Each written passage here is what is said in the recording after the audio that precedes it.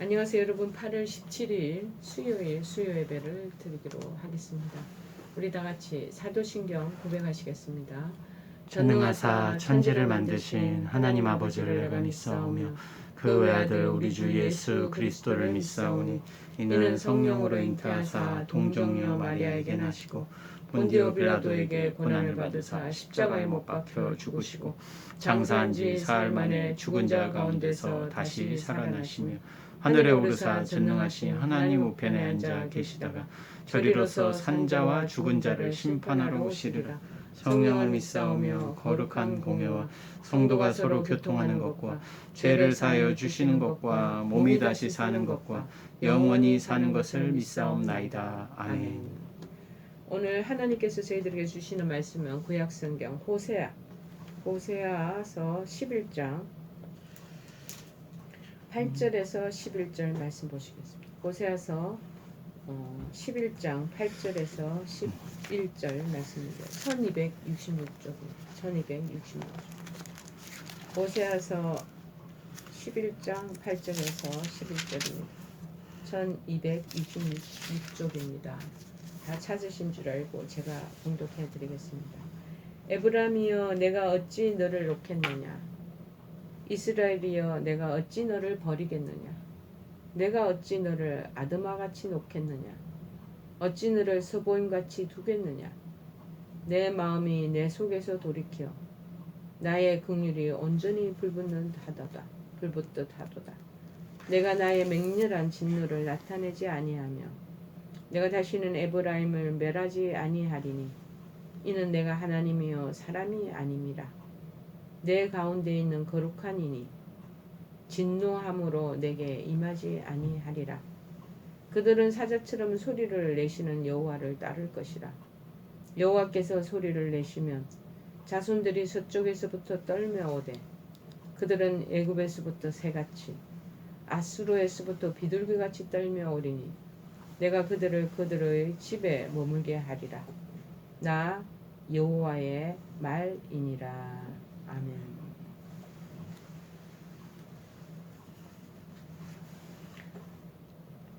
사람이 아닌 하나님. 사람이 아닌 하나님. 이 처음에 제목을 내 안에 계시는 하나님 그렇게 두었는데요.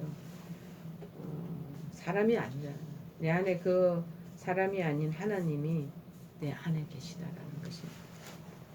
여러분 우리는 다 어린 시절 신생아의 시절을 우리도 다 겪었습니다. 지금 어른이 된 게 하루아침에 어른이 된 게 아니고 신생아의 그 어린 젖먹이 시절을 다 우리가 거치고 지나와서 오늘날에 성인이 되어 있는 거죠.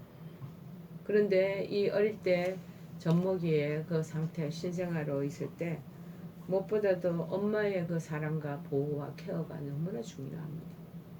이때 어머니의 모유를 그 보살핌을 충분하게 받은 아이는 굉장히 평화롭고 그 다음에 안전하게 안정적인 그러한 한 성인으로 이제 자라나고 점점점 탈바꿈되어 가는 거죠. 특별히 이 어린 시절 젖먹이 엄마의 눈, 젖먹이 엄마의 귀, 오직 아기에만 다 쏠려져 있습니다. 모든 가족들이 더 아기에게만 다 초집중을 하고 있죠. 특별히 아기와 엄마는 그래서 어찌 보면 몸과 마음이 하나로 연결되어 있는 것 같습니다. 생명이 눈에 보이지 않는 생명의 엄마와 그 젖먹이 아기하고는 신생 아기하고는 다 연결되어 있는 거. 우리 그 과정을 통해서 잘 자라난 사람입니다. 지금 내가 다 크고 어른 됐다고 내가 모든 걸 다 한다고 그러지만 실제적으로는 이러한 부모의 보살핌 안에서 다 자라난 것입니다. 그런데 하나님 아버지도 그렇다는 거예요. 우리를 향해서 언제나 귀를 기울이시고 지켜봐 주신다는 거예요. 성경에서는 아버지를 가리키는 대표적인 단어가 히브리어 말로 아버라고 해요. 헬라어로는 파테르 그렇게 명칭한다고 합니다. 그 중에서 히브리어 말로 아버지라는 명칭이 한 1191회 사용되었다고 합니다. 신약 성경에 보면은 이 아버지라는 단어가 파테르라고 그래요. 파들 같아요. 파테르. 이 부분은 417에 언급되고 있다. 이처럼 성경 전체에서 아버지라는 명칭이 많이 언급된 것은 그만큼 이스라엘 사회에서 아버지를 중심한 가정의 역할이 중요했다라는 것을 알려주기 위함이고, 또 그 한 집안의 전통, 그 가치, 그 질서가 그 사회 전체를 구성하는 큰 요인이 되었다라는 것을 시사하고 있는 것이죠. 더욱이 이 성경책에서 이 아버지라는 이 존재 자체는 단순히 육신의 아버지만을 의미하는 것이 아니라는 것입니다. 종교, 문화적으로 풍부한 내용을 다 담고 있는 그러한 아버지라는 거예요. 그래서 아버지의 영향을 굉장히 많이 받죠. 우리가 지금 하나님과 아버지와의 관계라면 우리도 지금 우리 안에 아버지가 계시는 거예요. 내 안에 계시는 아버지. 그래서 아버지의 그 자체가 바로 내 안에 속성을 그대로 드러내고 있는 것으로 여겨져야 되고, 또 그렇게 되어져야 되는 것이 마땅하다. 하나님이 그런데 우리 성도들의 어떠한 제도, 그래서 아버지로서 긍휼과 자비의 마음이 있기 때문에 죄를 지었다 할지라도 용서해 줄 수 있는 이유가 있습니다. 그 이유는 뭐냐? 인간의 체질이 얼마나 진흙과 같다, 진토인 줄을 아시고 계시고, 연약하기 때문에 쉽게 부서지고, 또 그리고 무엇보다도 하나님을 거역하고 하나님 마음에, 아버지 마음에 안 들도록 하는, 그 왜 그러냐면은 단단하고 견고하지 못하기 때문에 그렇다는 것이죠. 그래서 시편 103편 8절에서 14절에는 이 부분을 이렇게 묘사하고 있습니다. 여호와는 자비로우시며 은혜로우시며 노하기를 더디하시며 인자하심이 풍부하시도다. 항상 경책지 아니하시며 노를 영원히 품지 아니하시리로다. 우리가 죄를 많이 짓는데 죄를 따라서 또 그거를 처리하지도 아니하시며 우리의 죄악을 따라서 갚지도 아니하신다는 거. 아버지들이 애들 키우며 말씀 부리고 있잖아요. 이거 금방 그 아이들을 막 경책하고 혼내키지만 얘가 또 아빠하고 또 달라들면 그냥 그 가지고 있었던 그 노의 마음이 스르륵 녹아지고 그냥 또 품게 되는, 하나님의 마음도 똑같다는 것이죠. 자, 그래서 아비가 자식을 불쌍히 여긴 같이 여호와께서 자기를 경외하는 자를 불쌍히 여기시나니 이는 저가 우리의 체질을 아시며 우리가 진토임을 기억하심이로다. 그렇게 언급하고 있습니다. 말하자면 인간이 혼자서 또는 인간들끼리는 절대 죄를 용서해 주거나 깨끗하게 해줄 수 없다는 사실을 너무나 잘 아시고 계신다는 것입니다.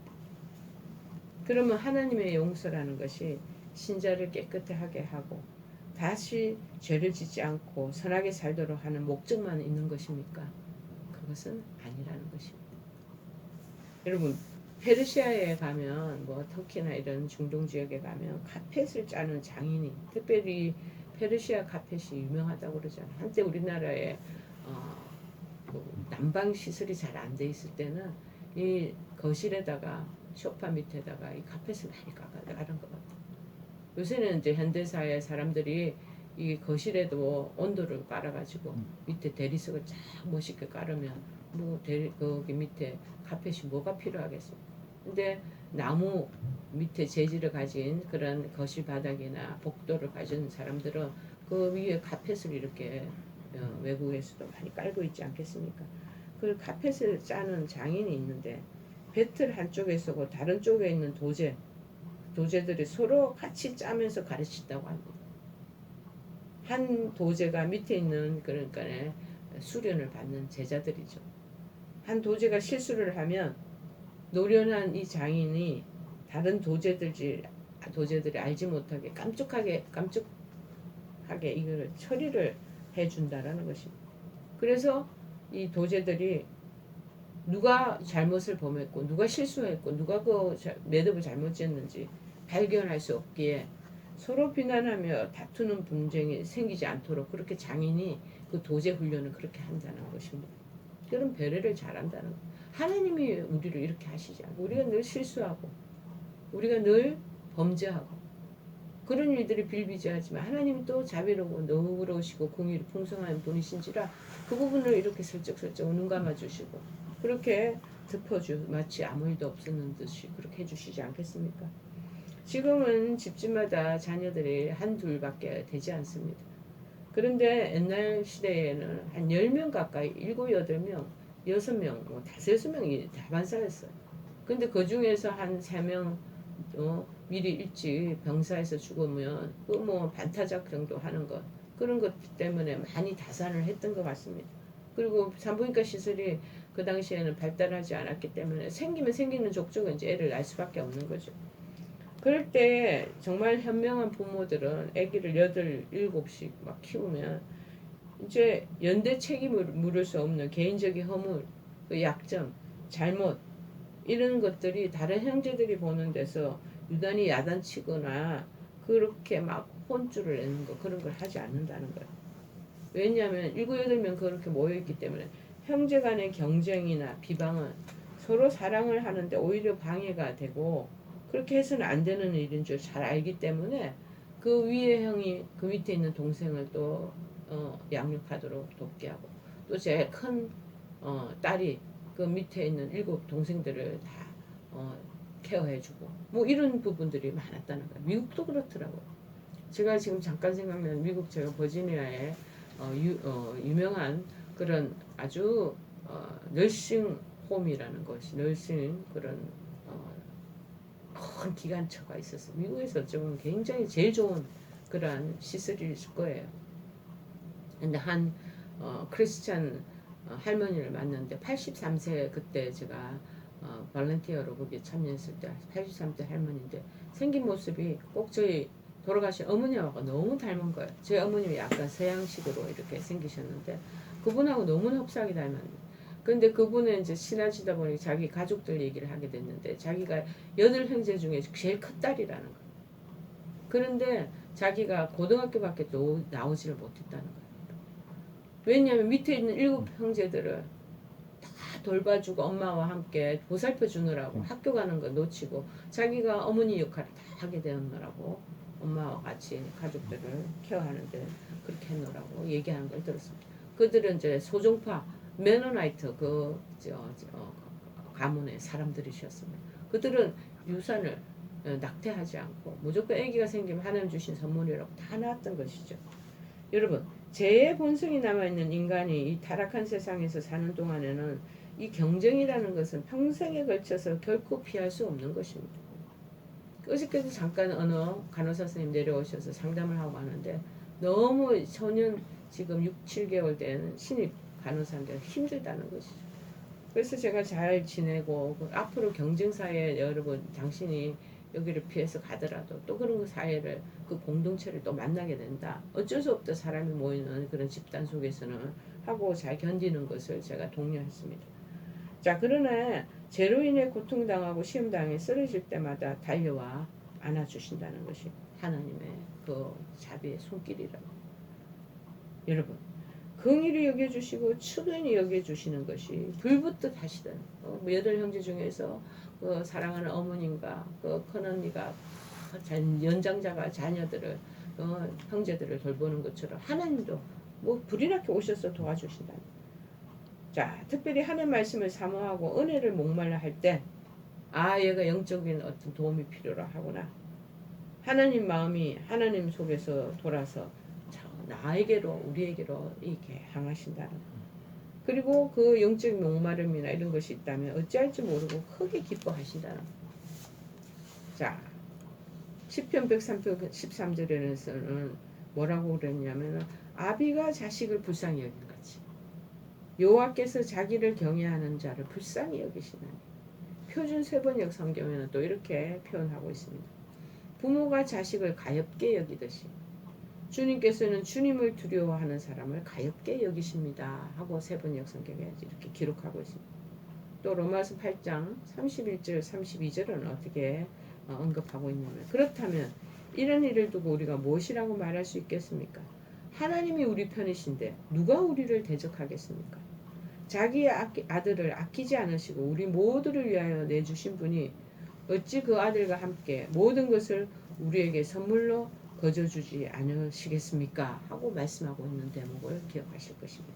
여러분, 예수 그리스도의 십자가 위에서 하나님의 생명 그리고 나의 생명, 그래서 일치가 되고 하나가 됩니다. 하나님의 나라가 그러면서 우리가 상속받을 수 있는 이제 유산, 그것이 내 것이 됐다라는 거예요. 예수 그리스도의 십자가 위에서 나의 몸과 마음이 하나님과 하나가 됩니다. 거룩하신 하나님이 나의 아버지가 되셨다. 아버지가 딴데 육신의 아버지 말고 그 영적인 아버지가 계신다. 육적인 아버지는 멀리 떨어져 있으면 나를 보살펴 줄 수 없어요.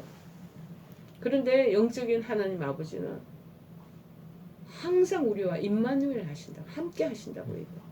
늘 우리의 일거수일투족으로 우리가 진토같이 진흙같이 무너지기 쉽고 연약하다는 걸 알고 바로 자비와 긍휼을 베푸신다고 말씀하고 있습니다. 자, 그래서 우리는 하나라는 거예요. 세례받음으로 예수님과 연합한 존재라는 것을 여러분 믿기를 바랍니다.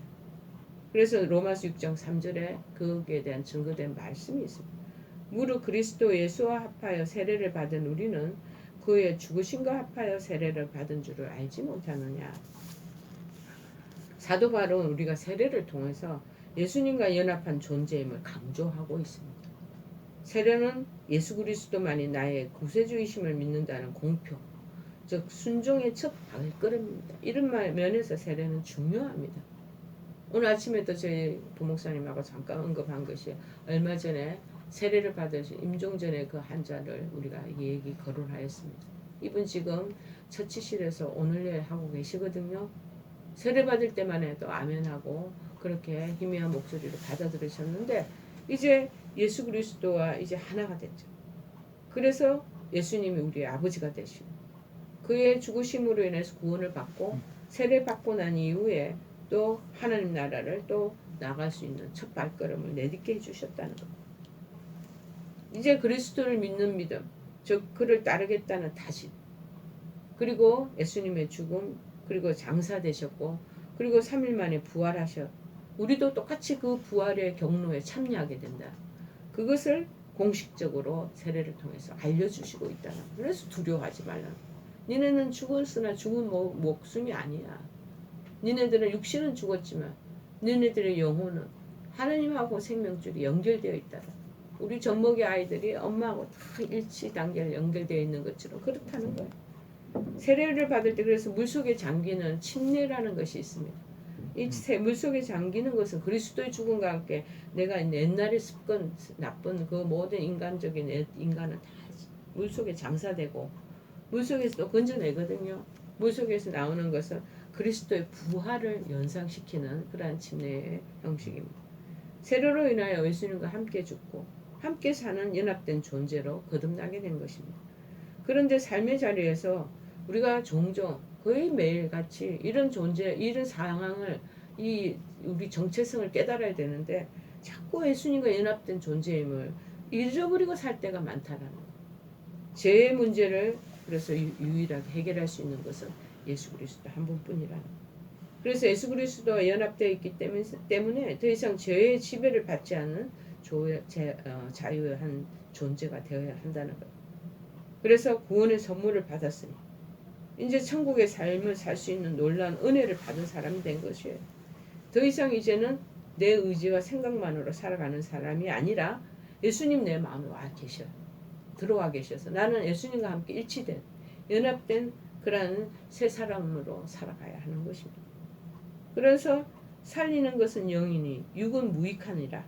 내가 너에게 이른 말이 영이요 생명이라. 요한복음 6장 63절에 말합니다. 그래서 얼마 전에 세례 뵙던 그분도 지금 육은 점점 돌아가시고 임종 직전에 계시지만 그 영은 예수 그리스도로 인해서 살아나. 그래서 영원한 생명의 몸으로 나중에 부활하게 되는 거죠. 자, 그래서 중요한 거는 죄도 지으면 방황하고 우리가 실패하고 거역하고 그런 우리 때때로 인생을 걸어갈 때가 있습니다. 그럴 때 하나님께서 내가 어찌 너를 놓겠느냐. 내가 어찌 너를 버릴 수 있겠느냐. 있는 모습 그대로 내가 너를 사랑한다. 그렇게 말씀하시지 않겠습니까? 여러분, 오늘 이 주시는 말씀과 같이 오늘 본문의 내용도 바로 그 내용입니다. 예수 그리스도의 십자가에서 하나님의 생명과 나의 생명이 하나가 됐다. 예수님하고 나하고 이제는 연합된 존재. 이제는 떨어질래야 떨어질 수 없는 하나의 그런 존재로 이렇게 살아가고 있다는 것입니다. 하나님 나라는 당연히 내 것이 되는 것입니다. 예수 그리스도의 십자가에서 나의 몸과 마음이 하나님과 하나가 된 것을 여러분 믿고 늘 우리가 상시적으로 삶을 살아나가시면서 기억하시며 나아가는 존재가 되기를 바랍니다. 그래서 때때로 죄 때문에 방황하고 실패, 거역하고 낙담하는 나를 보면 나 정말 어째 이렇게 몇 번씩이나 이렇게 하고 사느냐 하면서 자기 자신을 재책하시겠지만 하나님께서 말씀하십니다. 사랑하는 아들과 딸아 내가 어찌 너를 놓겠으며 나의 사랑하는 아들 딸아 내가 어찌 너를 버릴 수 있겠느냐. 오늘 성경에 있는 내용대로 나는 지금 네 있는 모습 그대로를 정말 사랑한단다. 그렇게 말씀하고 있습니다. 여러분 혹시나 인생의 문제로 여러 가지 실패의 경험으로 또 하나님을 거역하는 그러한 여러분의 불순종으로 하나님이 안 계시다고 하나님 나를 떠나셨다고 느끼는 부분 있지 않겠습니까? 그래서 낙심하고 있지는 않으십니까? 형이나 또 죄로 인해서 병으로 인해서 어려움을 겪어도 똑같이 하나님이 안 계시다고 느끼는 분들이 많이 계십니다. 여러분 하나님은 지금도 우리와 함께 계시고 우리와 하나 되어 계시고 그리고 하나님이 우리를 평생도록 인생을 이끌어 가신다는 것을 머릿속에 기억하시며 그 사랑을 값없이 받고 있으면 가슴으로 깨닫고 살아가는 그런 귀한 존재들이 되시기를 간절히 축원해 드리겠습니다. 우리 다 같이 찬송가 32장 찬송하시겠습니다.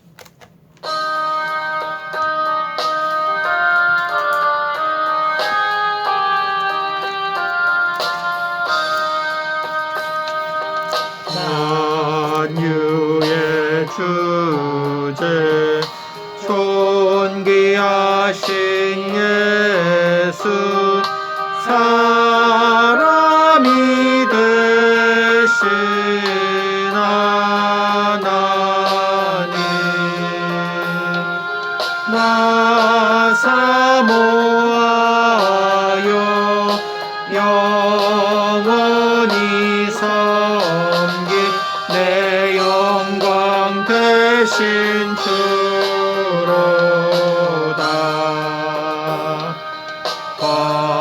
화려한 동산 무성한 저수모 아름답고 묘하나 순전한 예수 더 아름다워 봄 같은 기쁨 주시네. 광명한 해와 명랑한 저 달빛 수많은 별들 빛나나 주 예수 빛은 더 찬란하여 참 비교할 수 없도다.